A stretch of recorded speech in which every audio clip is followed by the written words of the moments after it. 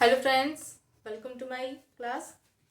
स्वागत है आप सभी का मेरे आज के इस क्लास में। आज के क्लास में हम बात करेंगे, थंबनेल देखकर आप समझ ही गए होंगे, यूनियन बजट 2023 और 24 के बारे में, यानी कि केंद्र सरकार के केंद्रीय बजट 2023-24 के बारे में।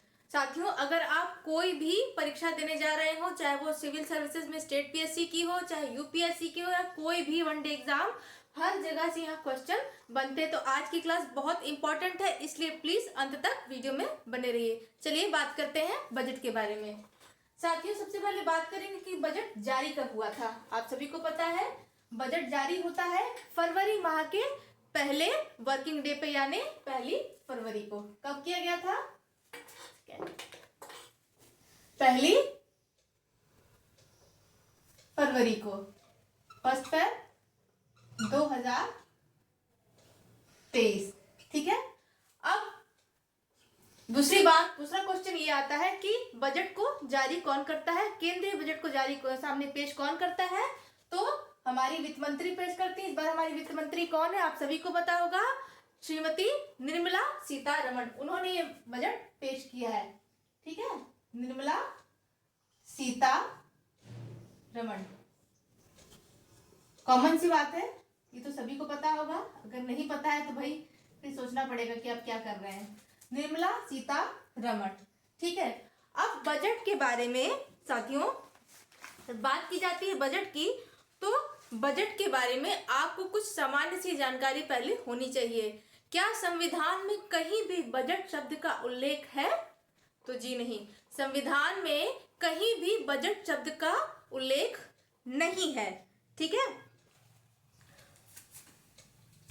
संविधान के अनुच्छेद 112 के तहत इस बजट पेश किया जाता है। बजट किसके तहत पेश किया जाता है? अनुच्छेद यानी आर्टिकल 112 के तहत, आर्टिकल 112 के तहत बजट पेश किया जाता है। ठीक है, 112 के तहत। बजट में होता क्या है? बजट में होता है व्यय, कर, लेन देन और योजनाओं का ब्लूप्रिंट।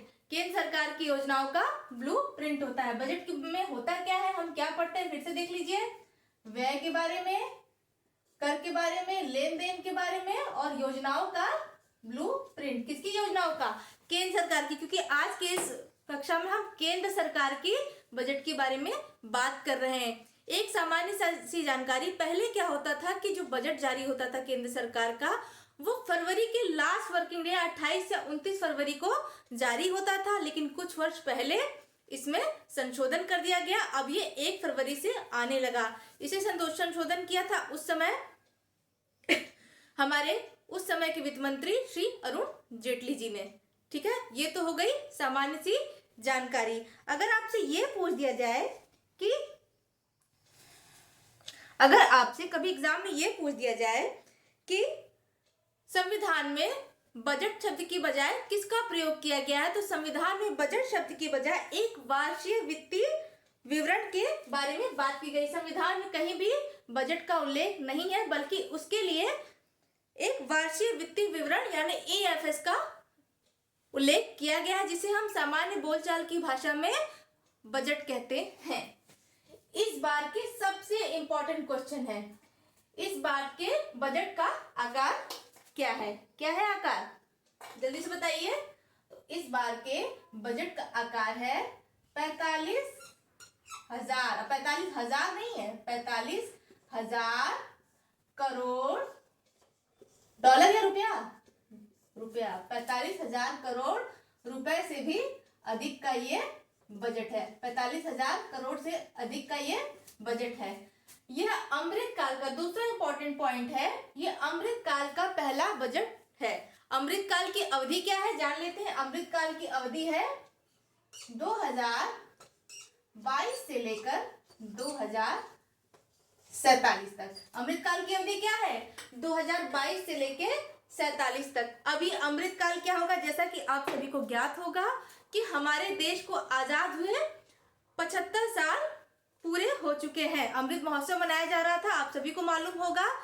तो ये 75 से 100 यानी 75 से 100 के बीच जो 25 वर्ष का समय होता है, इसे नाम दिया गया है अमृतकाल का। तो ये अमृतकाल का पहला बजट है।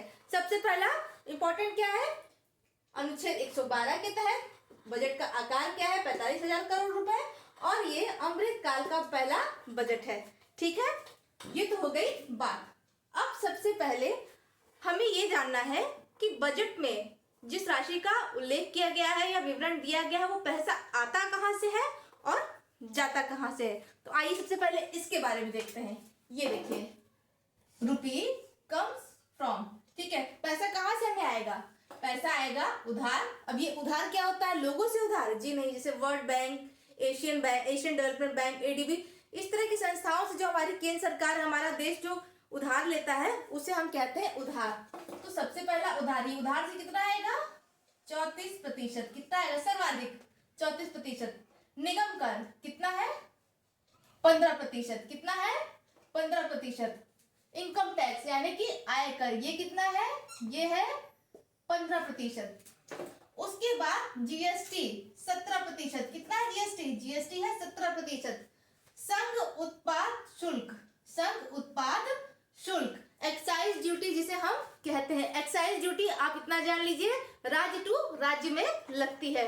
जब किसी राज्य में उत्पादन करके हम दूसरी क्षेत्र की सीमा में, किसी दूसरे राज्य की सीमा में जाते हैं तो वहां हमें क्या देना पड़ता है, वहां हमें देना पड़ता है एक्साइज ड्यूटी। एक्साइज ड्यूटी ये कितना है, 7%। उसके बाद है गैर कर रसीद, ये है 6%, और सीमा शुल्क ये है 4%, विविध है 5%। सीमा शुल्क यानी कि कस्टम ड्यूटी, जब एक देश से आप दूसरे देश की सीमा में प्रवेश करते हैं तो वहां आपको उत्पाद को लेकर, तो वहां आपको क्या देना पड़ता है, वहां आपको देना पड़ता है कस्टम ड्यूटी। कस्टम ड्यूटी देश टू देश और एक्साइज ड्यूटी राज्य टू राज्य। इतना समझ में आ गया होगा। आइए देखते हैं, ये तो बात हो गई पैसा आने की। पैसा सबसे ज्यादा हमें कहाँ आएगा सरकार को, 34%। सबसे ज्यादा उधार है, सबसे ज्यादा कहाँ से आएगा, उधार से। उसके बाद निगम कर 15, इनकम टैक्स 15, जीएसटी 17, संघ उत्पाद शुल्क 7%, गैर कर रसीद 6%, सीमा शुल्क 4%, और विविध जो अन्य होते हैं वो कितने हैं, 5%। ठीक है, अब भाई पैसा आ तो गया, पैसा आ तो गया, लेकिन अब ये पैसा जाएगा कहाँ, आइए देखते हैं। ब्याज, अब सरकार को पैसा भी तो देना है, तो ब्याज भुगतान में सरकार ने ये योजना बनाई है 20% देने के लिए। राज्यों का हिस्सा, राज्य का हिस्सा 18%। कितना होगा, जो हमारे 28 राज्य है, 8 केंद्र शासित राज्य है, उनको भी तो देना पड़ेगा पैसा, उनका भी तो हिस्सा बनता है, तो उसके लिए सरकार ने रखा है 18%। ठीक है, केंद्रीय क्षेत्र योजनाएं 17% और केंद्र प्रायोजित योजनाएं। ठीक है, यही पे आप गड़बड़ कर सकते हैं। अगर आपसे क्वेश्चन एग्जाम में पूछ दिया गया केंद्रीय क्षेत्र योजनाओं के लिए कितना फंड, कितना % रखा गया है, और आपके सामने रख दिया जाए केंद्रीय क्षेत्र योजनाएं 17% और केंद्रीय प्रायोजित, आपने इसमें क्या लगा दिया, इसमें 9 और इसमें 9 और इसमें 17, तो केंद्रीय क्षेत्र योजनाओं के लिए 17% और केंद्र प्रायोजित योजनाओं के लिए 9%। जहां प्रायोजित होगा वहां आपको 9% पर ट्रिक करना है। इसको रिवाइज करिए, लर्न करिए, इसके लिए कोई शॉर्ट ट्रिक नहीं आती है। ठीक है, आप जितना ज्यादा रिवाइज कर सके वैसे आपको याद होगा। केंद्रीय क्षेत्र योजना 17% और केंद्र प्रायोजित योजना 9%। ये दो चीज में कंफ्यूजन हो सकता है, इसलिए इसको मार्क कर लीजिएगा और लिख के याद कर लीजिए। उसके बाद रक्षा क्षेत्र किसके अधीन है, आप सभी को पता होगा, 8%, सब्सिडी के लिए 7%। भाई ये तो हो गई बात बजट की कि पैसा आएगा कहां से और पैसा जाएगा कहां से। ठीक है, अब देखिए, इस बार के बजट को 7 प्राथमिकताओं पर आधारित सप्तऋषि कहा गया है। इस बार का जो हमारा केंद्र सरकार का बजट है वो 7 प्रायोजित प्राथमिकताओं पर आधारित है, इसीलिए इसे सप्तऋषि बजट निर्मला सीतारमण जी ने कहा है। तो देखते हैं वो 7 स्तंभ क्या है जिन पे ये बजट आधारित है। पहला है समावेशी विकास, ठीक है। दूसरा है, देखते चलिए, अंतिम मील तक पहुंचना। तीसरा है बुनियादी ढांचा विकास। चौथा है क्षमता को उजागर करना। पांचवा है हरित विकास। छठा है युवा शक्ति और सातवां है वित्तीय क्षेत्र। कितना है, वित्तीय क्षेत्र। ठीक है, ये 7 स्तंभ है जिसपे इस बार का हमारा केंद्र सरकार का बजट आधारित है। बजट का आकार कितना है? 45,000 करोड़। ठीक, ये 2 पॉइंट हो गए। अब तीसरा सबसे इंपॉर्टेंट पॉइंट आ गया, कराधान यानी टैक्स स्लैब। देखिए, सबसे पहले आपको इसके बारे में जानना है कि पहले टैक्स स्लैब कितनी होती थी। पहले टैक्स स्लैब होती थी 6, इस बार उसको घटाकर 6 से 5 कर दिया गया। जो हमारी टैक्स स्लैब है, कराधान जिसे हम बोलते हैं, ठीक है, ये पहले 6 थी, अब 6 से घटाकर इसको 5 कर दिया गया है। कितना कर दिया गया है? 5 कर दिया गया है। आयकर भुगतान के लिए छूट की सीमा, ठीक है,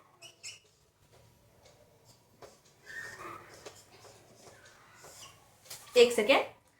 आयकर भुगतान के लिए छूट की सीमा कितनी रखी गई है? ये रखी गई है 7 लाख। कितनी रखी गई है? 7 लाख। अगर एक साल में आप अपने खर्चे 7 लाख तक दिखा देते हैं कि भाई मेरा इतना पीएफ कटता है, मेरी इतनी सेविंग है, ये सब वगैरह, तो आपको कितना देना होगा? आपको इसमें छूट मिलेगी, ठीक है। कराधान में अब देखिए, पहली स्लैब है 3 से 6 लाख। अगर आप 3 से 6 लाख है तो आपको देना होगा 5%। 6 से 9 लाख है तो आपको देना होगा 10%। 9 से 12 होगा तो आपको देना होगा 15%। 12 से 15 लाख होगा तो 20%, और 15 लाख और उससे अधिक होगा तो आपको देना पड़ेगा 30%। कितना देना पड़ेगा? 30%। 5 स्लैब है, 3 से 6 5, 6 से 9 10, 9 से 12 15, 12 से 15 20, और 15 से अधिक 30। 5 10 15 20 30, 25 मत कर देना। 5 10 15 20 30, आपको ये 5 स्लैब याद करनी है। ये आपका क्वेश्चन एक तो यहां से जरूर बनेगा, ठीक है। अब देखिए,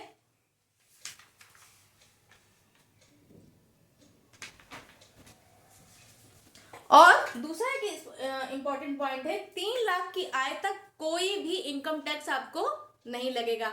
आप 3 लाख रुपए कमाते हैं सालाना या उससे कम, तो आपको कोई भी इनकम टैक्स पे नहीं करना होगा, ठीक है। अब देखिए, अब ये तो हो गई एक शॉर्ट सी बात। आप चाहे तो इसका स्क्रीनशॉट भी लेना चाहें तो ले सकते हैं। मैंने एक बोर्ड पे लिख के आपको समझा दिया। सबसे पहला क्या है, जारी कब हुआ था, किसने जारी किया? वित्त मंत्री निर्मला सीतारमण, ठीक है। बजट का आकार कितना था? 45,000 करोड़ रुपए से अधिक, ठीक है। ये अमृतकाल का पहला बजट था। अमृतकाल की अवधि 2022 से 2047। ये 7 प्राथमिकताओं पर आधारित सप्तऋषि कहा गया है। ये 7 स्तंभ ये है: समावेशी विकास, अंतिम मील, बुनियादी ढांचा, क्षमता को उजागर, हरित विकास, युवा शक्ति और वित्तीय क्षेत्र। क्षमता का उजागर करना मतलब नए नए टैलेंट को उभार के सामने लाने की कोशिश करना। कराधान में जैसे पहले 6 टैक्स स्लैब थे, इसमें 6 थे, 6 में से घटा के इसको 5 कर दिया गया है। 3 से 6 पे 5%, 6 से 9 10%, 9 से 12 15%, 12 से 15 20%, और 15 लाख उससे अधिक हो तो 30%, ठीक है। आई होप आपको इतना समझ में आ गया होगा। तो चलिए चलते हैं इसके आगे। अब बजट की विशेषताएं और जो नई पहल है, नई योजनाएं हैं, उनको देखते हैं कि क्या है।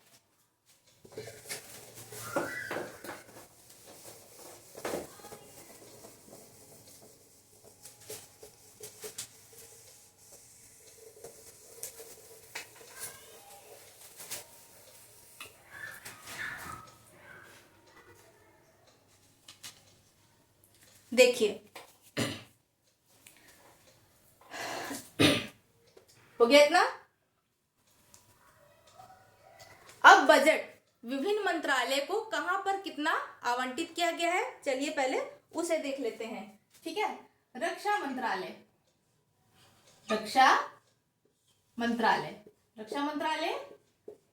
को आवंटित किया गया है, वो तो हमने परसेंटेज देखा। अब देखते हैं कितनी राशि आवंटित की गई है, ठीक है। तो ये है 5.94 लाख करोड़, ठीक है। लाख मत कर देना, 5.94 लाख करोड़, ये आपको याद करना है, ठीक है। रक्षा मंत्रालय, सड़क एवं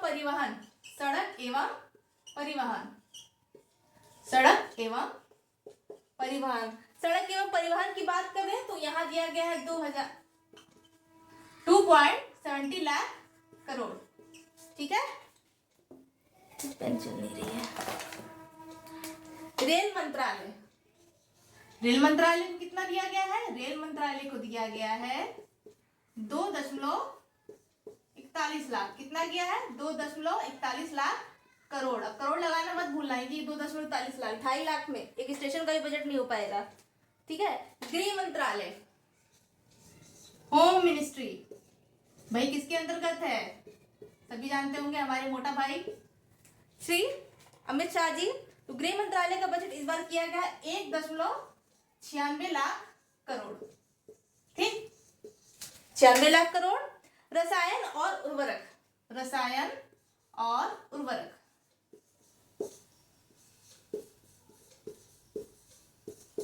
अगर आपको ऐसे याद करने में दिक्कत होती है दशमलव याद करने को, तो कुछ मत करिए, 594, 270, 241, 196 ऐसे करके याद कर लेंगे, बहुत इजी पड़ेगा। इस तरह करके याद करिए, बहुत ज्यादा। बाकी लाख करोड़ आगे लगेगा, ये तो कॉमन सेंस की बात है, हर किसी को पता होगा। तो ऐसे करके आप याद कर लीजिए, जैसे ये 1.78 लाख हो गया, 178 करोड़। सीधे बोल दो, 178 करोड़ रसायन और उर्वरक को गए, गृह मंत्रालय को 196 गए, रेल मंत्रालय को 241 गया। ठीक है। ग्रामीण विकास, ग्रामीण विकास मंत्रालय को गया 160। ठीक है, 160। कृषि किसान कल्याण, कृषि किसान एवं कल्याण, कृषि किसान कल्याण को इस बार दिया गया 1.25 लाख, 1.25 लाख। और संचार मंत्रालय, संचार मंत्रालय, ठीक है, संचार मंत्रालय को दिया गया 1.23 यानी 123 लाख करोड़। ये कॉमन सेंस से आप लोग जान जाए कि आगे लाख करोड़ लगाना। अगर ये भी मुझे बताना पड़े तो फिर मैं कहूंगी भगवान ही मालिक है फिर आपका। ठीक है। और कुछ केंद्र सरकार की जो योजनाएं हैं उनको देख लेते हैं, जो पहले से चलती आ रही है। हालांकि इस बार के बजट में कुछ नई योजनाएं भी शामिल की गई हैं, तो अभी जो पहले चल रहा है हम उसको देखते हैं, और फिर जो नई पहल की गई हैं उनको हम आगे पढ़ते हैं। पहले आप इसको देख लीजिए। सबसे पहला है जल जीवन मिशन। क्या है? जल जीवन मिशन। भाई आप सभी को ज्ञात होगा, जल है तो जीवन है, सरकार इस पे व्यापक रूप से ध्यान दे रही है। तो जल जीवन मिशन में 60,000 करोड़, पहले कितना था? पहले था 60,000 करोड़। अब क्या किया गया है? संशोधन करके अब क्या किया गया है?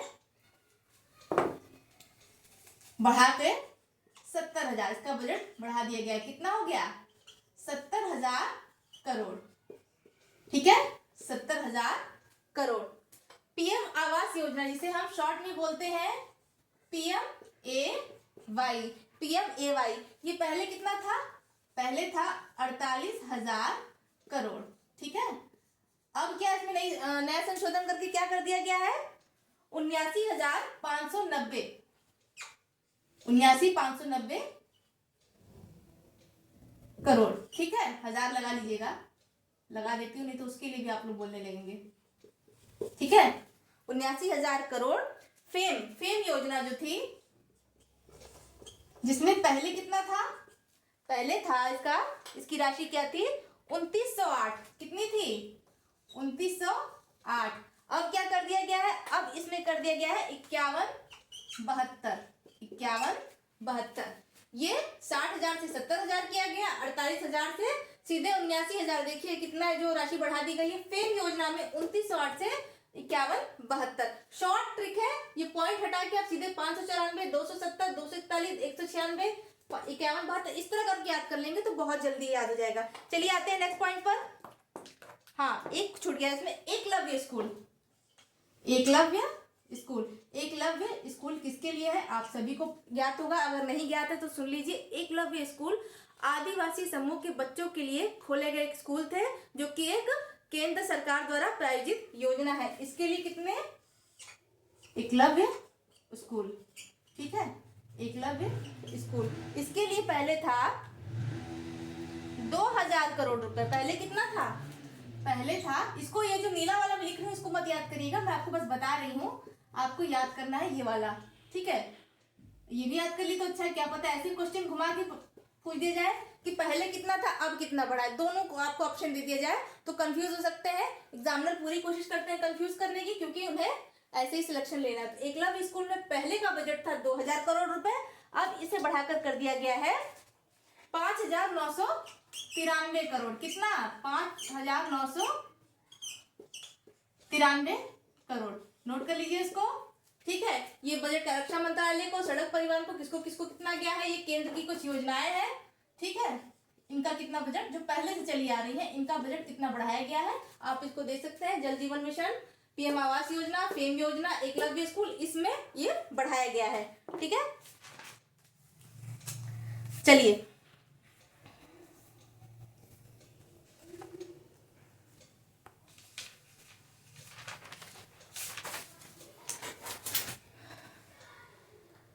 आप स्क्रीनशॉट लेना चाहे तो स्क्रीनशॉट भी ले सकते हैं।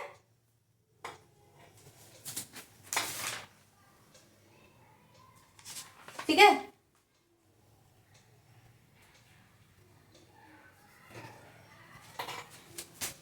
हो गया होगा अब तक। ये मैं यहां से छोड़ दे रही हूं। क्वेश्चन में से कभी आपसे यही पूछ दिया गया कि संविधान बजट किस अनुच्छेद के तहत, केंद्र सरकार का बजट किस अनुच्छेद के तहत लाया जाता है, तो संविधान के अनुच्छेद 112 के तहत, ठीक है। संविधान सरकार को जिम्मेदारी देता है कि वह संसद के समक्ष एक बजट प्रस्तुत करे या वित्तीय समावेशी रिपोर्ट अपनी पेश करे, ठीक है। तो ये आपका है बजट का आकार इस बार क्या था, 45,000। एक क्वेश्चन यहां से जरूर बनेगा। अब आगे चलिए देखते हैं बजट में क्या बात की गई है। अब बात करते हैं कस्टम ड्यूटी पे, ठीक है। कस्टम ड्यूटी पे, ठीक है। मोबाइल फोन का उत्पादन 2014-15 से 2014-15 में कितना होता था, 5.8 करोड़ यूनिट की हम लोग की कस्टम ड्यूटी हमें देनी पड़ती थी 2014-15 तक, ठीक है। 18,900 समथिंग इतने फोन बनते थे, जिसपे हमारी केंद्र सरकार को कितना देना पड़ता था, हमारी केंद्र सरकार को 5.8 करोड़ यूनिट का कस्टम ड्यूटी देना पड़ता था।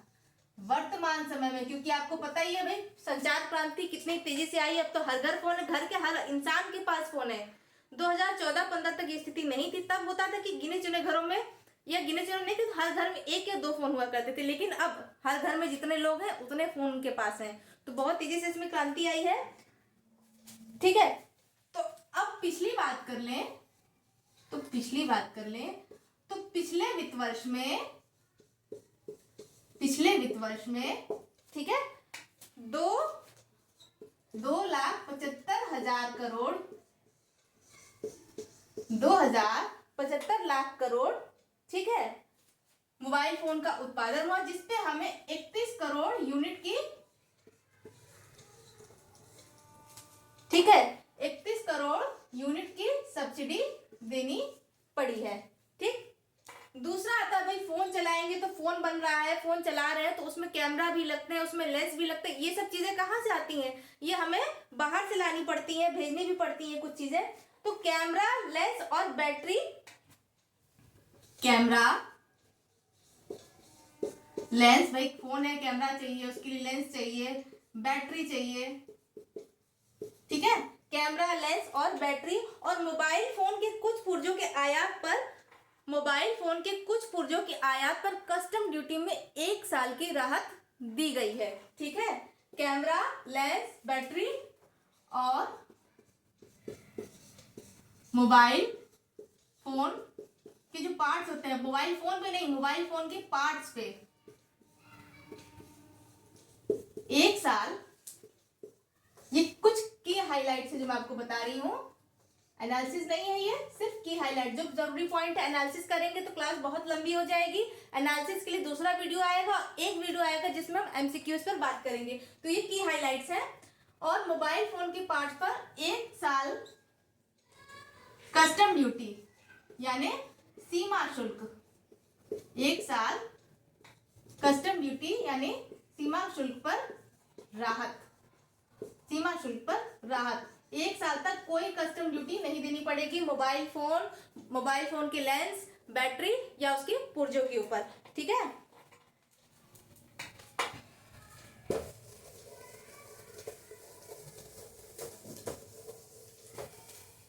अब इसके बाद देखते हैं खाद सब्सिडी, ठीक है। खाद सब्सिडी, अभी मैंने आपको बताया था खाद सब्सिडी हमें कितनी देनी है, खाद सब्सिडी हमें देनी है 1.97 लाख करोड़। ये केंद्र के बजट में है, खाद सब्सिडी 1.97 लाख करोड़, ठीक है। उर्वरक और रसायन, उर्वरक और रसायन, इस पे कितना करना है, उर्वरक और रसायन पे हमें करना 1.75 लाख करोड़ मिला है। कितना मिला है, 1.75 लाख करोड़, ठीक है। डी इन्वेस्टमेंट टारगेट,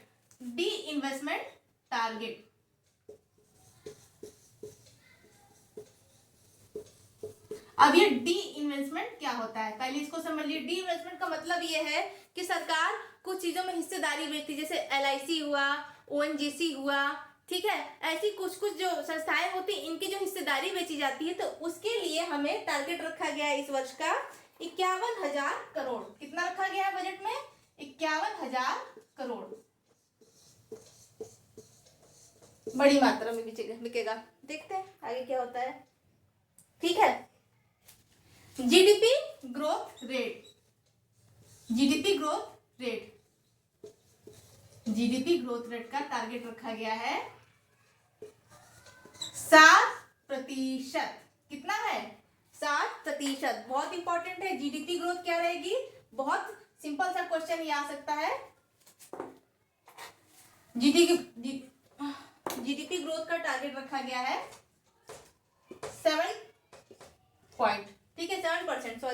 7%, लेकिन अगर आपसे क्वेश्चन में ऑप्शन में ये दे दिया गया कि जीडीपी ग्रोथ, केंद्र सरकार के बजट में जीडीपी ग्रोथ का रेट जो होगी कितना माना गया, 7%, और ऑप्शन में आपसे दे दिया जाए 6.5%, ये जो 6 ये आर्थिक सर्वेक्षण में है, ठीक है। जीडीपी ग्रोथ रेट जो है बजट में बताई गई है वो है 7%, और आर्थिक सर्वेक्षण जो आया है इसमें अनुमान रखा गया है 6.5%। इसको जरूर याद रखिएगा, ये दोनों आपके लिए मोस्ट इंपॉर्टेंट है, ठीक है। ये बजट में है और ये ESI यानी इकोनॉमिक सर्वे ऑफ इंडिया, उसमें अनुमान रखा गया है 6.5% का, ठीक है। आप सभी को ज्ञात होगा कि भारत विश्व की उभरती हुई अर्थव्यवस्थाओं में से एक है।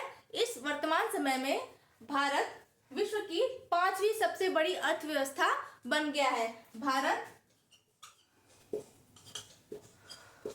विश्व की 5वीं सबसे बड़ी अर्थव्यवस्था बन चुका है, ठीक है। बहुत तेजी से उभरती हुई और आगे बढ़ती हुई हमारी जो अर्थव्यवस्था है, उसके हिसाब से हम वर्तमान समय में भारत दुनिया की 5वीं सबसे बड़ी अर्थव्यवस्था है, ठीक। ये हो गए कुछ पॉइंट। अब अगला पॉइंट जो है, अगला पॉइंट ये है कि कृषि से जुड़े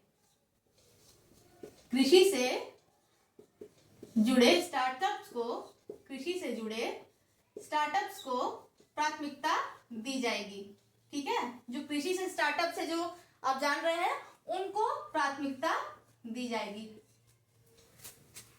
ओह आई एम सॉरी, लाइट चली गई है।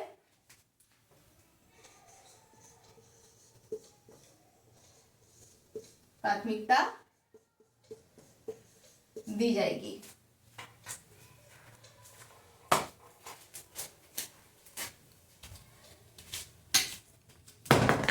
लाइट गई।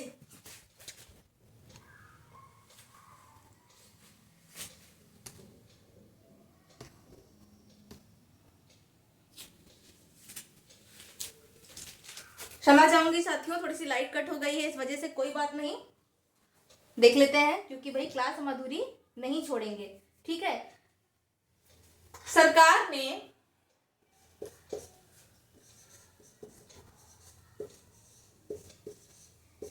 सरकार ने अगले वित्त वर्ष के लिए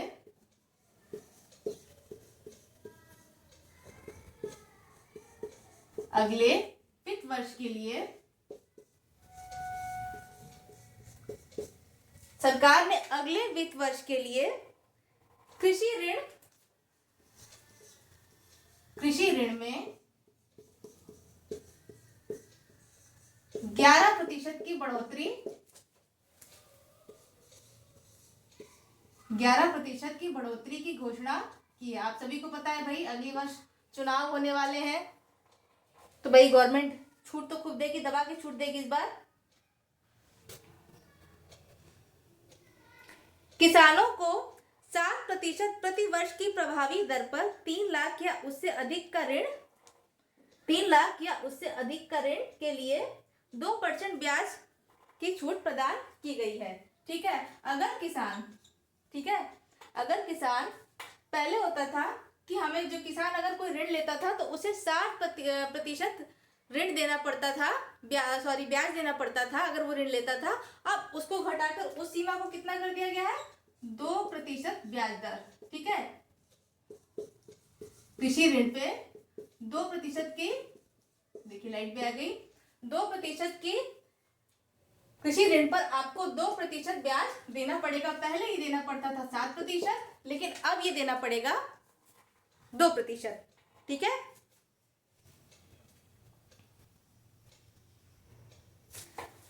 नेक्स्ट पॉइंट,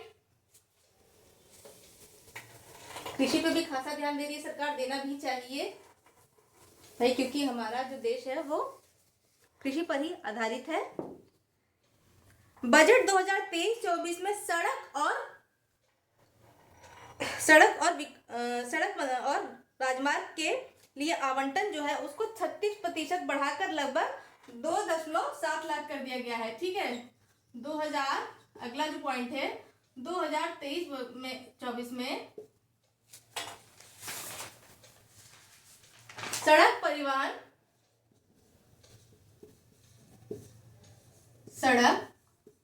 परिवहन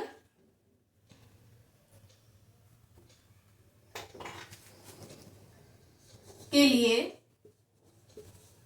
आवंटन कितना प्रतिशत बढ़ाया गया है, 36%। 36% इसको इंक्रीज किया गया, बढ़ाया गया 36% बढ़ाकर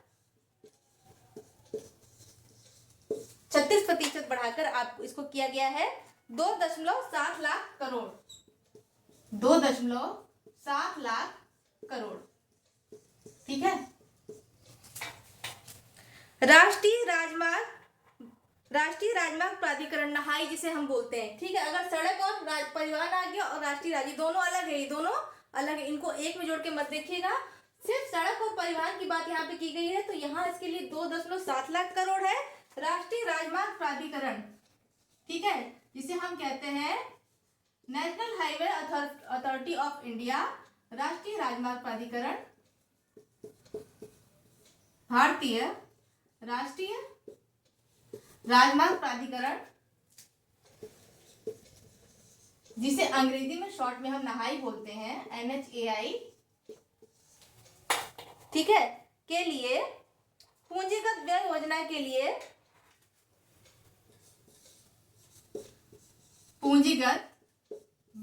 के लिए कितने, इसमें कितना रखा गया है पूंजीगत व्यय योजना, इसमें रखा गया 1.62 लाख करोड़। कितना रखा गया है, 1.62 लाख करोड़।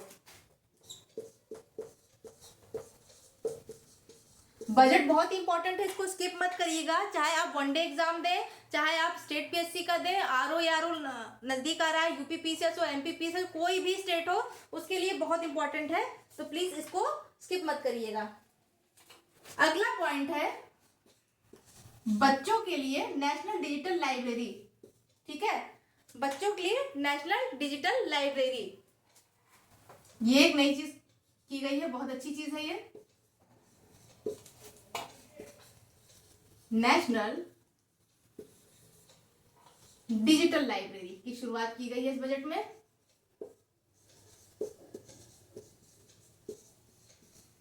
ठीक है, पशुपालन और डेयरी मत्स्य पालन पर ध्यान देते हुए कृषि ऋण लक्ष्य को बढ़ाकर 20 लाख करोड़ किया गया है। पशुपालन, डेयरी और मत्स्य पालन, पशुपालन, डेयरी और मत्स्य पालन पर ध्यान देते हुए कृषि ऋण के लक्ष्य को बढ़ाकर कितना किया गया है? कृषि ऋण के लक्ष्य को बढ़ाकर 20 लाख करोड़ रुपए रखा गया है। ठीक है, पशुपालन,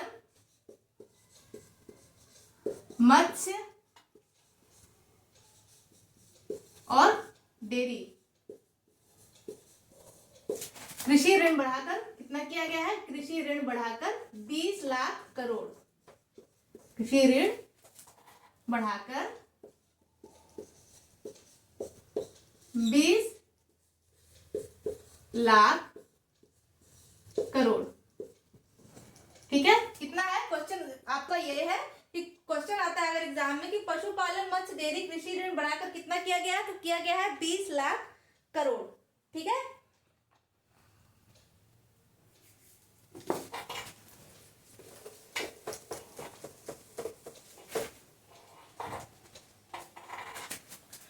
दो 2014 से अगला पॉइंट है।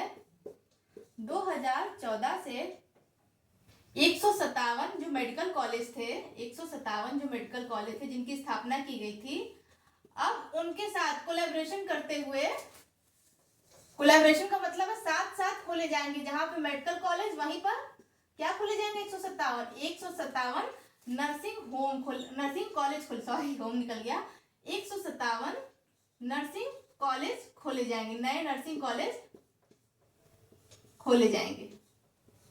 ठीक है, 2014 से 157 मेडिकल कॉलेज कोलैबोरेशन के तहत 157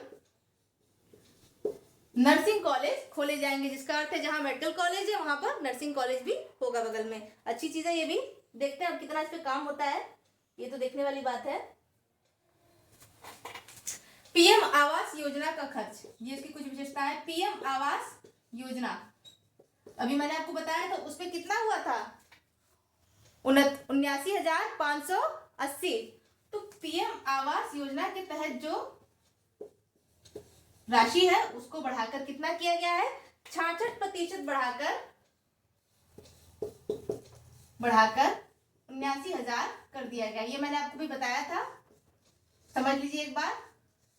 ठीक है, ये बताया तभी हमने आपको। इसके बाद अगले 3 सालों में एकलव्य सहायता समूह के जो स्कूल होते हैं, एकलव्य स्कूल होते हैं, उनमें 38,800 शिक्षकों की और सहायक कर्मचारियों की नियुक्ति की जाएगी, ऐसा इस बजट में प्रावधान किया गया है।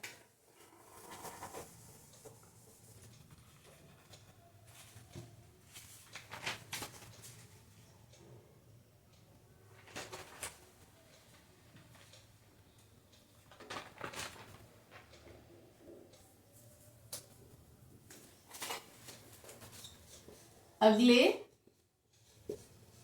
3 सालों में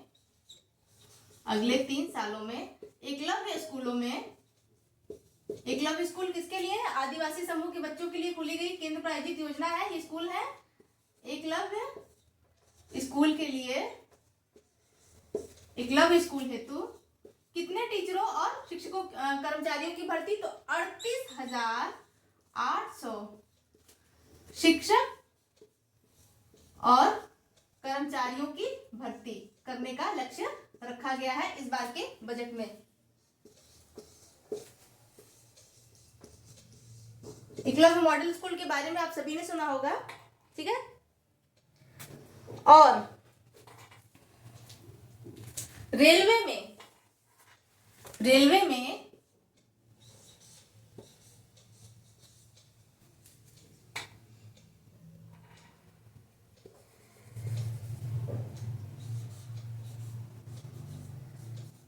रेलवे के तहत या ऐसी कोई जगह जहां पर पेन को यानी पैन कार्ड को पहचान पत्र के तौर पर मान्यता नहीं थी, अब वहां पर पैन कार्ड को पहचान पत्र के तौर पर मान्यता दी गई है। ठीक है, पैन कार्ड सभी का होगा, पैन को पहचान के तौर पर मान्यता। ठीक है, कुछ जगह ये वैलिड नहीं होता था, लेकिन इस बार इसे वैलिड कर दिया गया, अब सब जगह ये माना जाएगा। और अगला नेक्स्ट जो इंपॉर्टेंट पॉइंट है,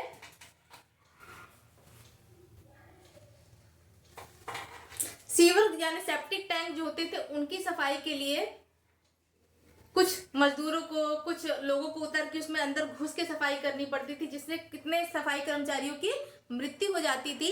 तो सीवर के जो सेप्टिक टैंक होते हैं उनकी सफाई मशीन आधारित करने का लक्ष्य रखा गया है।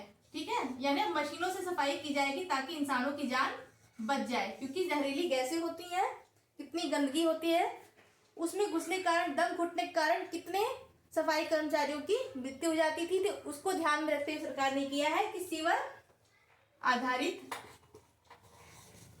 सीवर की सफाई पर मशीन आधारित सफाई होगी।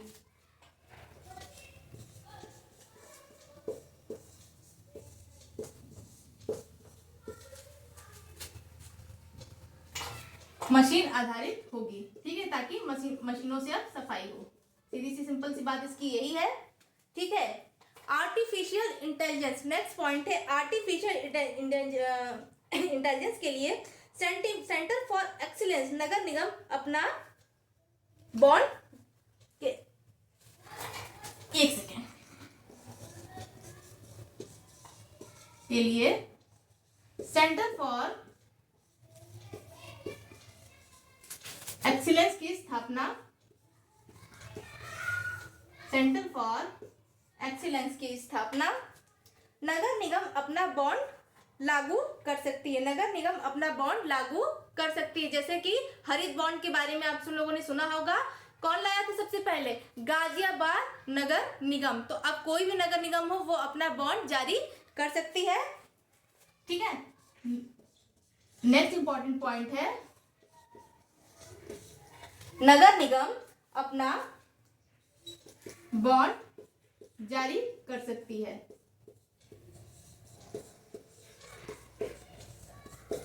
ठीक, और जो अगला नेक्स्ट इंपॉर्टेंट पॉइंट है, अगले 3 सालों में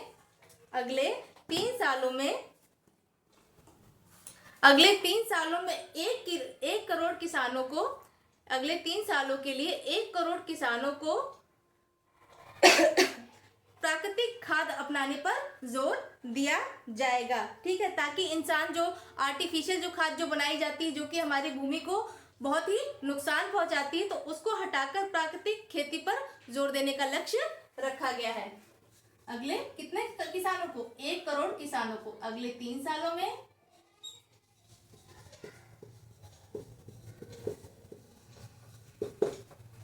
अगले 3 सालों में 1 करोड़ किसानों को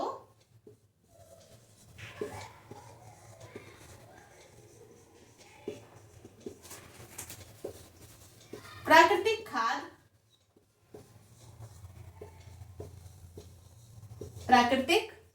खाद खेती अपनाने के लिए प्रोत्साहित करना।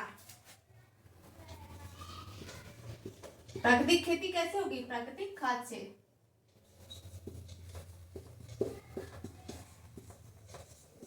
ये हमारे बजट में सरकार का इस बार लक्ष्य है। ठीक है, दूसरा है कृषि करने के लिए 10,000 बायो इनपुट रिसोर्स।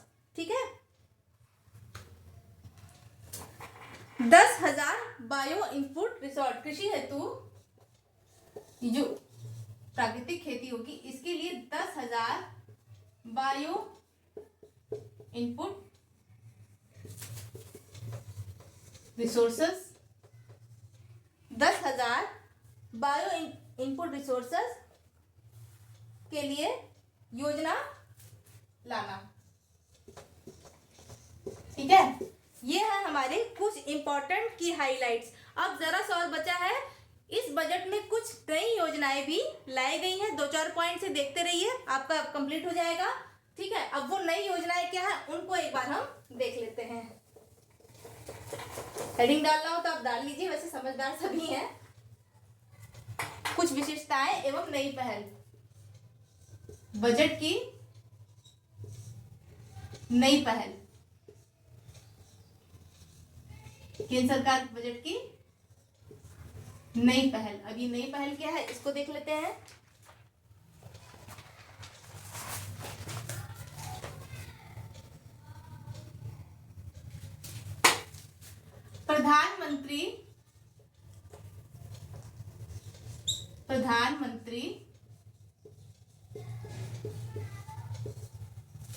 प्रधानमंत्री गरीब कल्याण योजना के तहत जो राशन दिया जाता था 5 किलो, उसको 1 साल के लिए बढ़ा दिया गया है। गरीब कल्याण योजना में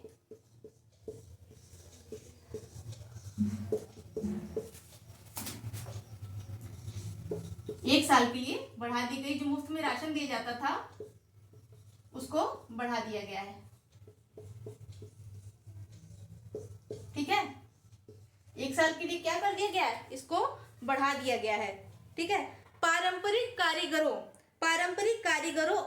एवं शिल्पकारियों के लिए, शिल्पकार होते थे, पारंपरिक कारीगर होते थे, उनके लिए एक नई योजना लाई गई है जिसे पीएम विश्वकर्मा कौशल सम्मान, पीएम विश्वकर्मा कौशल सम्मान यानी पीएम विकास योजना का नाम दिया गया। ये नई योजना है जो इस बजट के तहत आई है।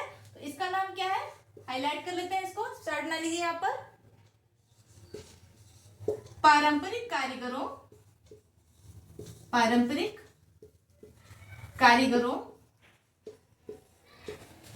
और या आपसे क्वेश्चन में ये पूछ दिया जाए कि पारंपरिक कारीगरों और शिल्पकारों के लिए प्रधानमंत्री ने कौन सी नई योजना शुरू की है, बजट में किस नई योजना का उल्लेख किया गया, या आपसे क्वेश्चन ये रिवाइंड करके पूछ दिया जाए कि पीएम विकास योजना किससे संबंधित है, आपको ऑप्शन में अलग अलग ऑप्शन दे दिया जाएगा। तो ये भी क्वेश्चन बन सकता है यहाँ से। तो पारंपरिक कारीगरों और शिल्पकारों के लिए इसका आंसर क्या होगा, पारंपरिक कारीगरों और शिल्पकारों के लिए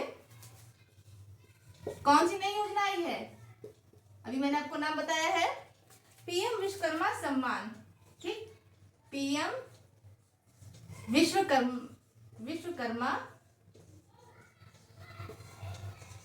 विश्वकर्मा सम्मान योजना, जिसको हम शॉर्ट में बोलेंगे पीएम विकास योजना। ठीक है, पीएम विकास ये योजना, ये नई योजना लाई गई है, पीएम विकास योजना। ठीक है,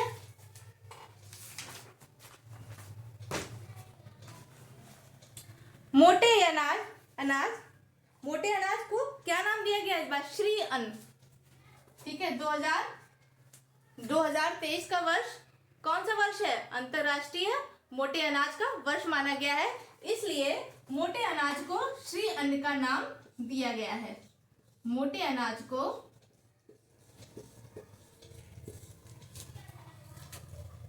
मोटे अनाज यानी माइलेट्स जिन्हें हम बोलते हैं,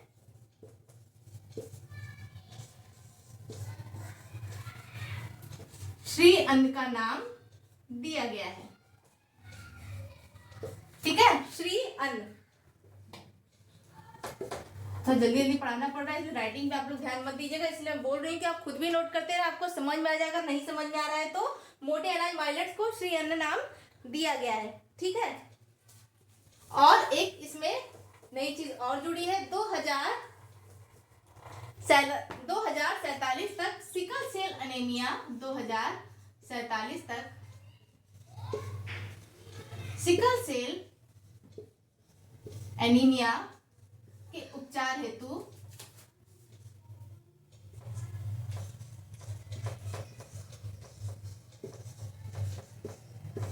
सिकल सेल एनीमिया के उन्मूलन के लिए एक नए मिशन की योजना शुरू की जाएगी।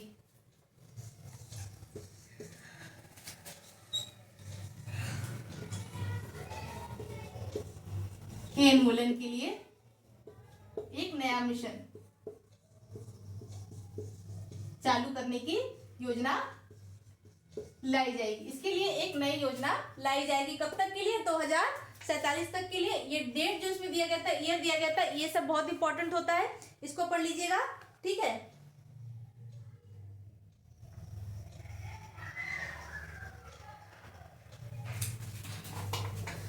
अगला है संवेदनशील जनजाति समूहों, संवेदनशील एक नई योजना और है,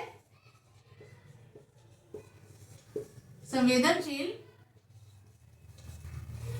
जनजातीय समूहों,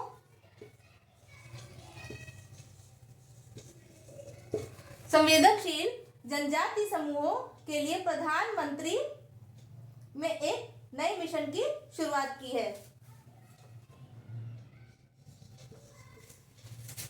के लिए नया मिशन, पीवीटीजी मिशन, क्या बोलेंगे, पीएम पीवीटीजी मिशन। ठीक है, समझ में आ रहा होगा, प्लीज नोट करते हुए चलिए।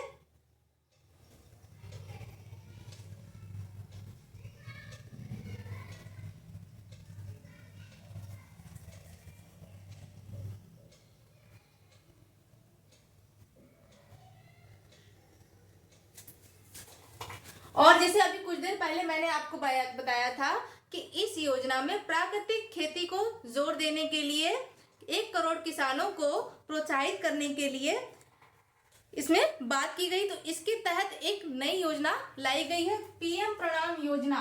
ठीक है, सीधे लिख लीजिए, प्राकृतिक खेती के लिए पीएम प्रणाम योजना। क्या है, पीएम प्रणाम योजना। प्रणाम करिए, याद कर लीजिए, नेचुरल खेती, प्रणाम मतलब नेचुरल खेती, पीएम प्रणाम योजना। तो साथियों, ये थे आज के की हाइलाइट्स जो कि बजट पे आधारित थे। अब इसका जो अगला पार्ट आएगा, इसमें हम बात करेंगे बजट आधारित कुछ इंपॉर्टेंट एमसीक्यूज पर। वो एमसीक्यूज बेस्ड होगा। कैसा लगा आप सभी को ये सेशन, प्लीज कमेंट करके जरूर बताइएगा। और जो जो मैंने आपको बताया है, प्लीज इसे जरूर नोट कर लीजिएगा, क्योंकि ये बहुत जरूरी है। ठीक है, जैसे कुछ इंपॉर्टेंट पॉइंट है। बजट का आकार कितना है, बजट का आकार है 45,000 करोड़ रुपए। ठीक है, नेवल की प्राप्तियां, ये फल छूट गया है, इसको देख लीजिए। नेवल की प्राप्तियां